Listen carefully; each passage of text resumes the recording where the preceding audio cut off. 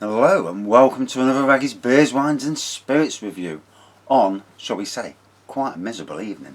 Bloody weather's turned. The shit weather's coming tomorrow, but do we give us monkeys? Do we heckers? So, tonight, in a collaboration brew from Vocation Brewery and Sureshot, it's a 35-mile round trip double IPA. 8% offering. So it says here, a well-travelled double IPA, brewed with a trio of outstanding hop varieties, Galaxy, Mosaic and Citra. Made in collaboration with Sureshot, a brand new venture by brewing legend James Campbell. Definitely worth the journey.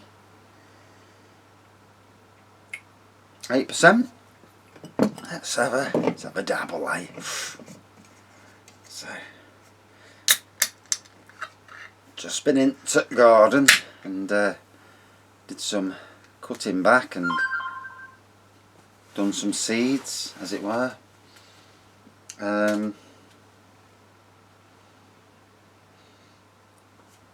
Big hoppy aroma straight away from the can. Smell it from here. That's what she said.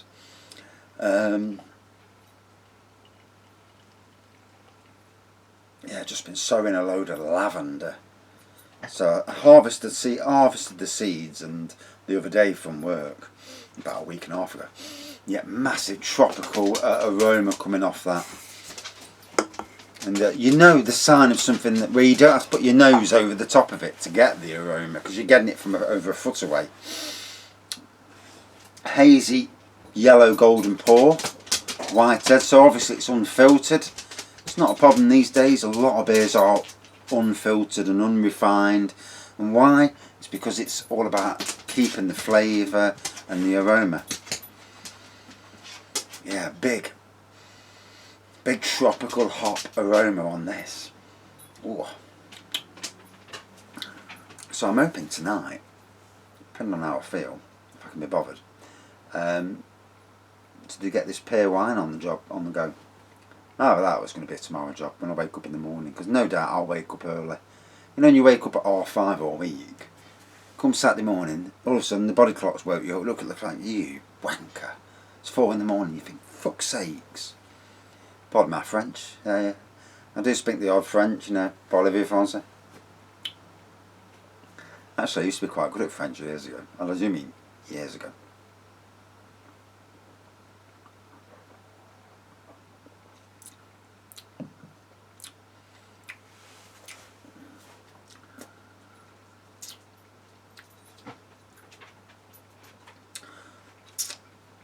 For me, a bit of passion fruit on the taste. It's amazing, isn't it? You know, from a drinker's background, how they mix malts and hops to get the flavours they do. Hats off, really. You know, it's and getting that balance right. Obviously, some breweries might, you know, do fail. There's been some rough beers out there, and if that's not rain, the dog needs to get his arse back in the shed.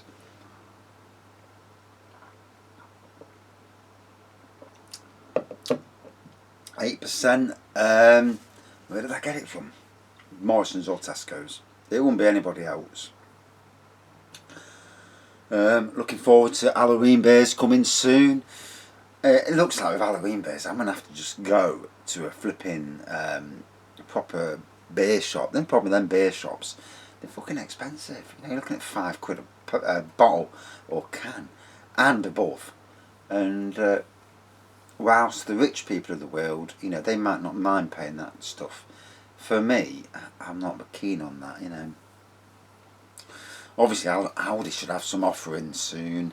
Lidl may have something in, but the other supermarkets, they were shit last year. So, obviously, Morrison's used to be the go-to supermarket for Halloween stuff, but no, sadly not. I mean, if I was running a business, a micro pub, you know, any type of business really, I'd be looking at the seasonal stuff and making sure you've got plenty of Halloween stuff in, you know, and making sure you bottle it this year. You know, it's alright just selling it in the pubs, but you're missing out on potential sales. And I'm no businessman, and I can see that. I mean, the bloke I work for is quite shrewd as a businessman, and he don't want to be paying out money, especially when the business is not working, for stuff. And me, being tight as well, I don't want him to do that either. So,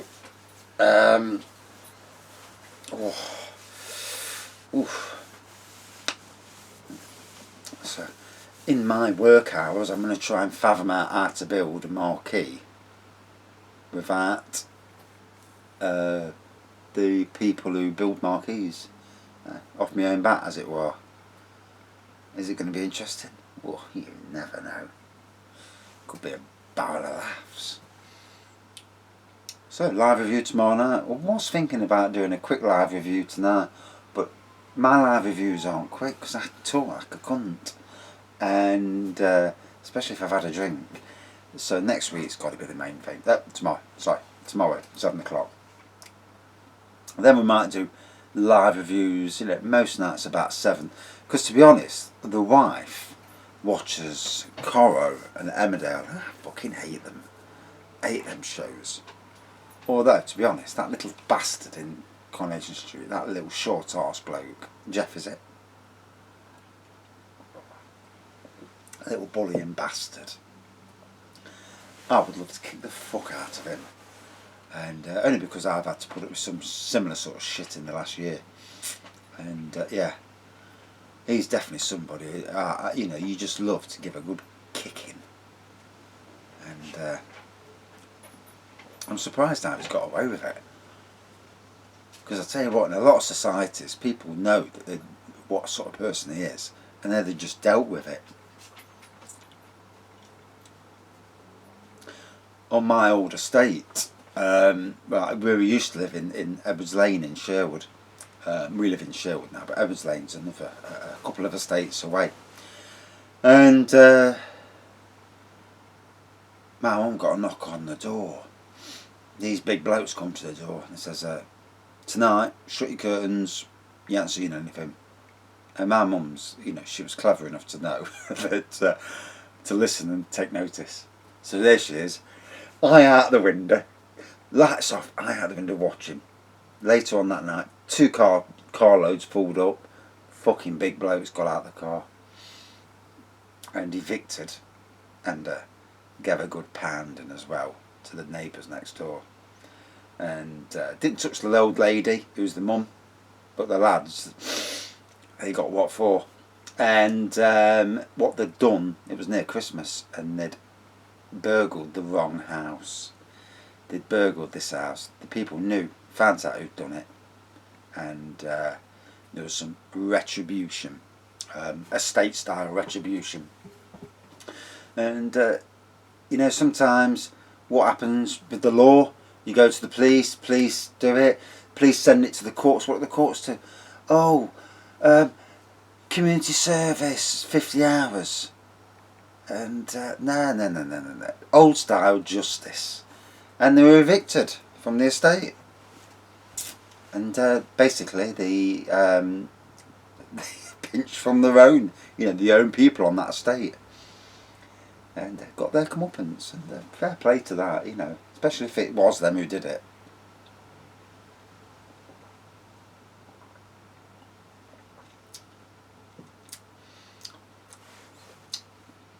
Oh.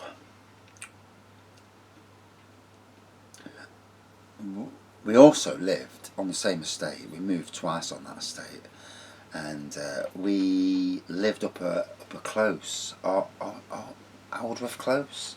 It was. Come out of the house one day, and we'd had some neighbours in the middle, and they'd left. He started shagging some young girls, only 18-year-olds, and the wife left, and then he left, and and these new people came, and there was this word on the house, and for the life of me I can't even remember it now. And basically it was something to do with paedophiles, and it was all splattered all over this house. Didn't make the close look any good, but these people moved in and they were evicted very quickly. And you know,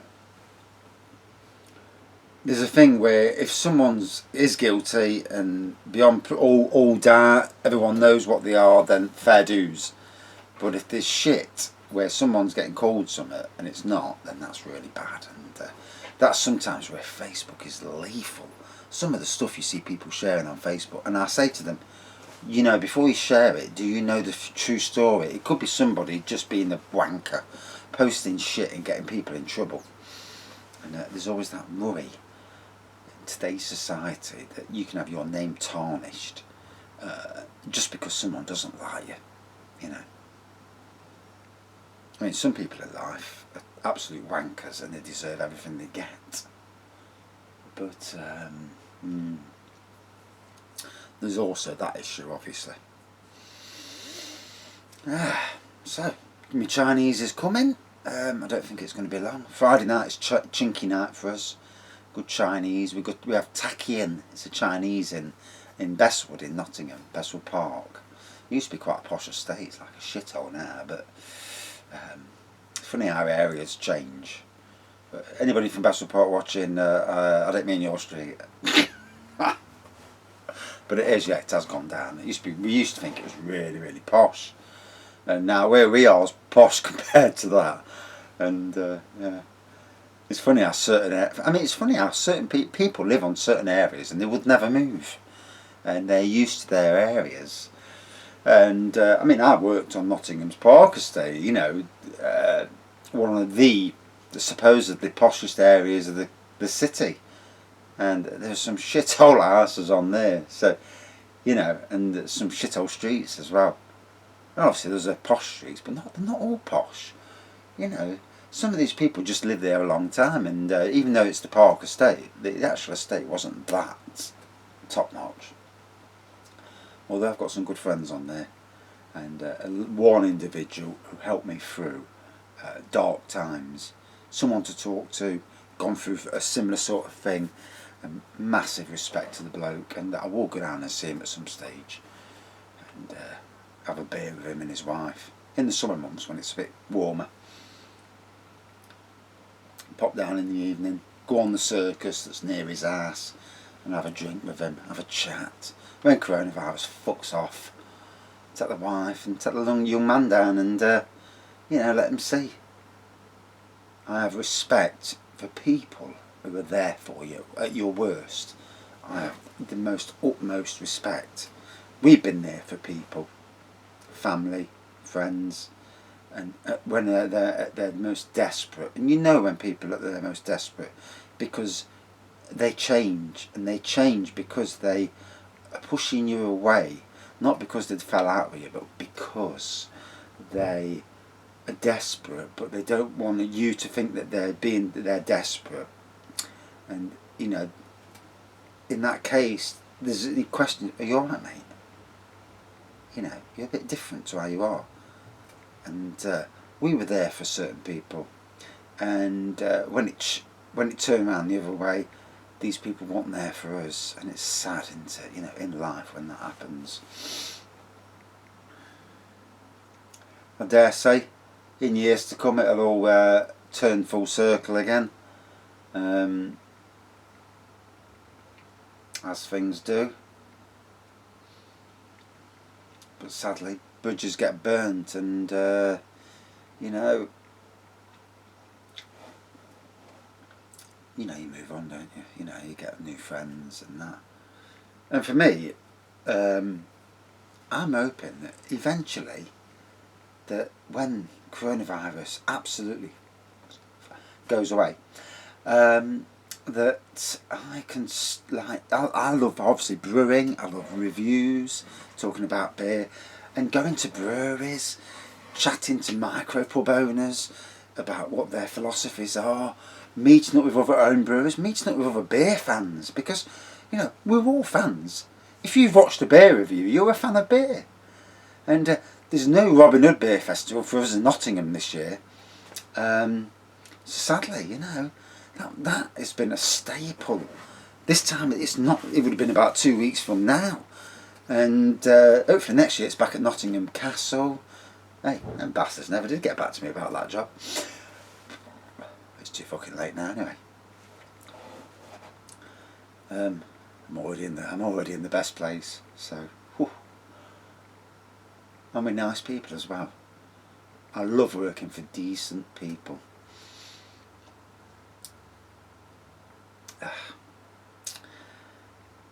8%. Fucking hell. Strong shit.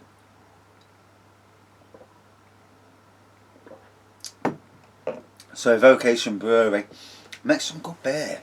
Life and Death, Heart and Soul. The list goes on. I can't remember where they're based now.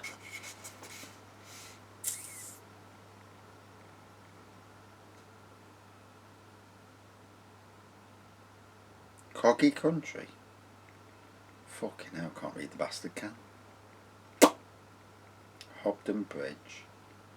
Cragvale. Not that. Far too fucking drunk to read that. I do apologise for the swearing. And for the eyes, you know. I've been up since just after 5. In fact, I heard the hourly bleep. My phone or my watch, I think it's my watch, gives an hourly bleep, and I heard this bleep and I thought, fucking hell, what time is it? And I'm lying there, and a bit longer went, and I thought, and it woke me. The bleep woke me up, so I'm lying there thinking, fucking hell's the time? And me, because I get stressed, I'm lying there thinking, oh fuck's sakes. And I don't want to move because I don't want to wake the wife up, because obviously we're both quite sensitive to movement. So I wakes up, looks at the clock, 26 minutes past 5. I thought, oh fucking hell, beat the alarm. So I gets out of bed as quietly as I can, gets the phone, get my socks, was in my socks on the thing next to the bed, and then walks downstairs, puts the kettle on as you do, quick spray of deodorant, makes the coffee, puts the coffee on the fireplace on the mat, grabs the fleece, fucking gets back on the settee, sets the alarm for 6 o'clock. Fuck it, that's it.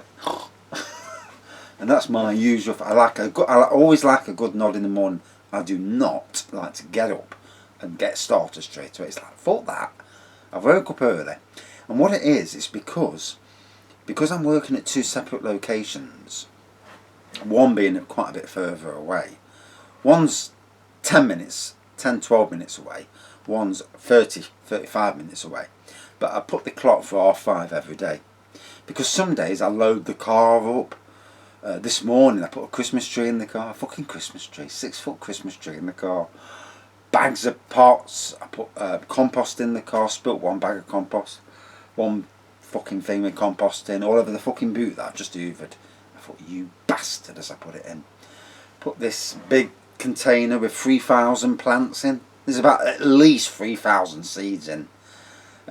Big plastic thing that I used to put seeds.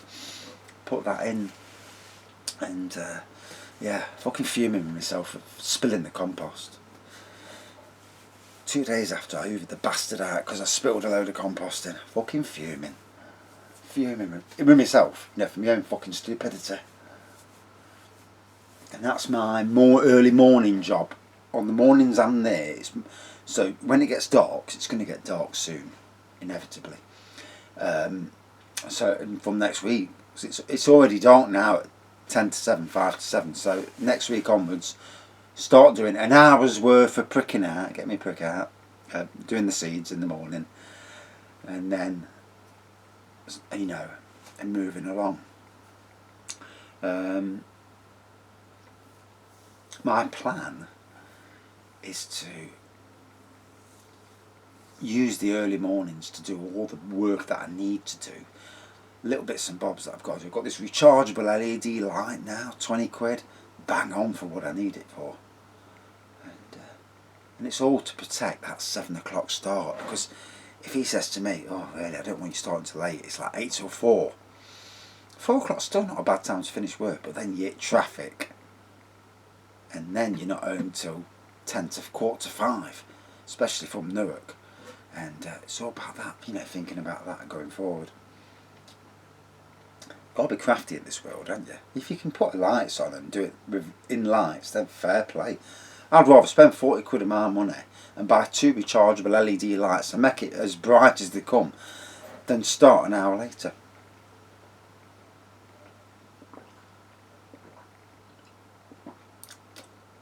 And then in the winter months, if I want to work on my garden a bit later at night, I can do. Not that I will do. So, 20 minutes in, whoa, 8%. It was always going to be a long review. Whenever it's a good beer, it's a long review. If it's something unless I've got time restraints, you know, then I have to do short reviews. But try and look at the fucking time on that clock. Yeah, so tomorrow night, 7 o'clock, job's a good one, long review.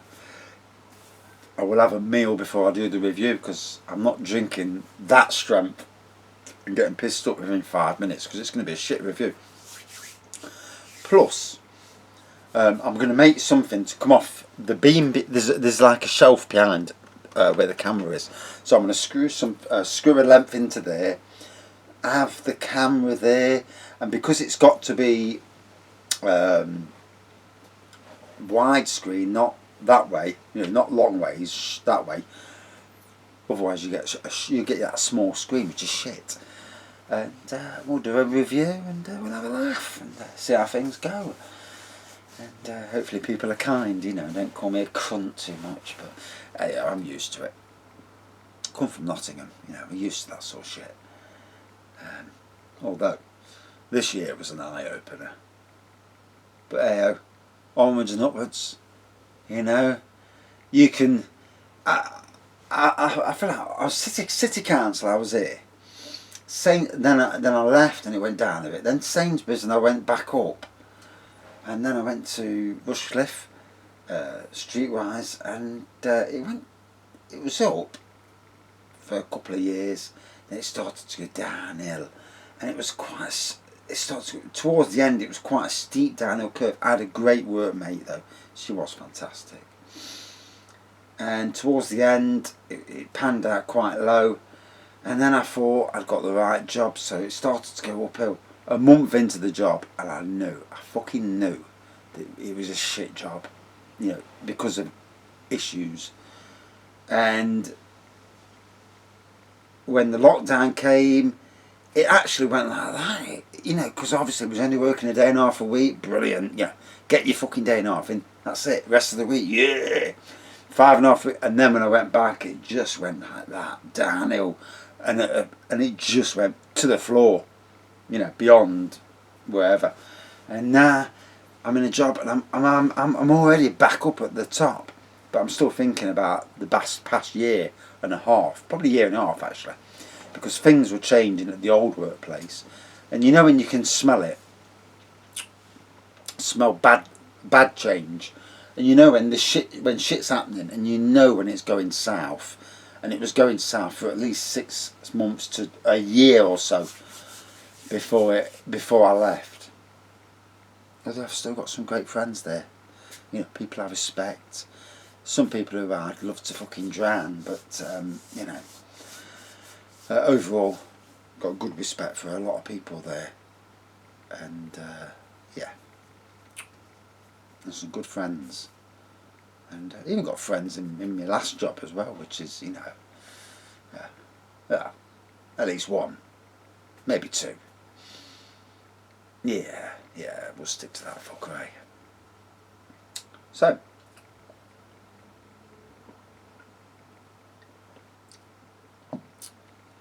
back to the beer. That's what we come here for, isn't it?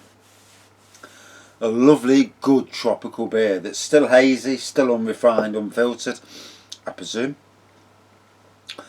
But yeah, decent throughout, good strength. I absolutely fucking walloped me in the strength. Really feeling, that's why I'm blabbing. And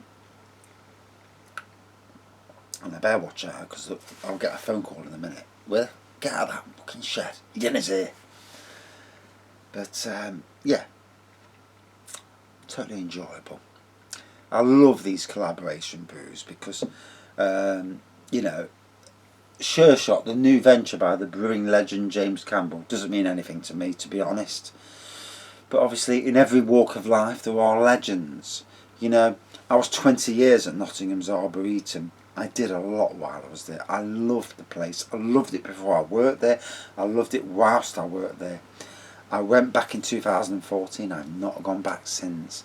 4 years after I left, it was a shithole. The standard of work was piss poor. The standard of work across Nottingham City Council's parks is shit compared to what it was when we were winning East Midlands in bloom, Britain in bloom, Entente Florale, which is European in bloom.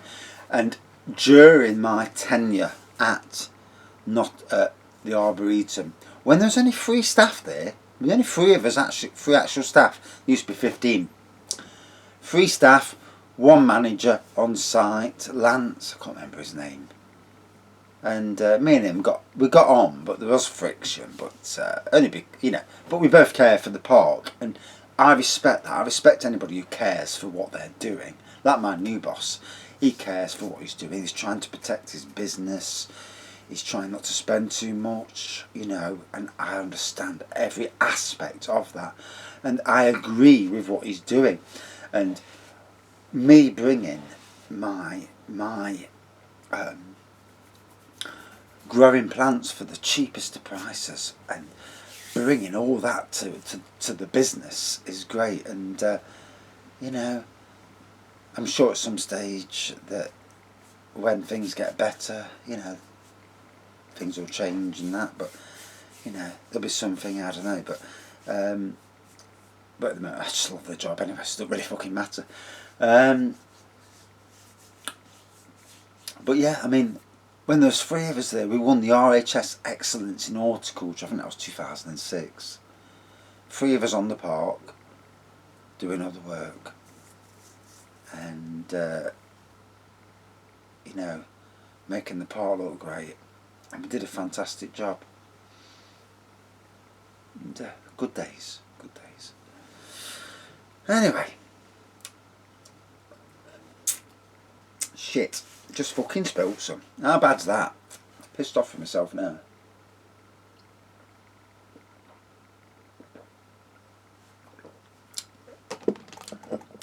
A tropical feast. 27 minutes, I need to back in. Yeah, a fantastic tropical beer. I mean, you've heard me rattle on so much, I'm not going to go into any details. So, 8%, oh, we are in true, proper draggy territory here. Loved it throughout. The nose was quite strong because it was a good foot or so away. The taste was decent throughout and damn good strength. Totally enjoyed it. A true summery beer, even though we are in autumn. Another cracker from Vocation Brewery and also from Sureshot, and I'll be tagging both of these people into my review, and I'm sure they won't watch it anyway, but you never know, do you? You know, it'd be interesting to know people if companies do watch your reviews, you know, think, oh, he's a wanker, isn't he, talking shit about my beer, and or fucking hell, it's a fucking review of my beer and that wanker's just talked about his fucking job for half an hour. Tosser. Does make you wonder though, doesn't it? You know, and I like it if someone was honest, you know, or in a nice way honest. There's a way in any walk of life. There's a way of saying anything that's honest, nice, honest, brutal, but in a nice way, and that's the key to win over. Someone posted the other day that, oh, you talk too much about work, fucking sick of it, or something along them lines. And yeah, I do talk about work, but when you've been in the situation I've been in for the last year, you will do the same. Yes, I know it should always be about the beer, but it's not always about the beer. It's about the beer life and that. And I do try to be, you know. And you will see tomorrow when I'm doing a live review. You will see that I've got a good sense of humour. I mean, I've seen some shit over the years. I've got to have a sense of humour.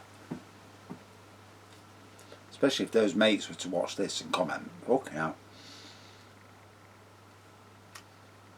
So, great tropical beer, great tropical taste, good strength. Woof. Good strength. 8%. Grabs you by the bollocks and gives it a good pull. Out of 5 then. Oh god, itchy. For me, yeah, a true tropical excellent beer. Only a double IPA at 8%. Oh. Out of 5. Oh, I love the aroma. Good strong aroma. Good strong taste. Good intense, but not too intense. That's the key. Not to be too intense. Because if you're too intense, it just puts punters off. There are beers like Stone's Go-To IPA, which is too intense. London Beer Factory's Berliner Weisse, which is a sour, but is intense as a sour on the extreme. Both great breweries, but the intensity was too much. This was just about right, and that ABV, oh, hit the spot. Out of 5, 4.6 out of 5. Very decent. Thanks for watching. See you soon. And shit, that's a long review. Cheers.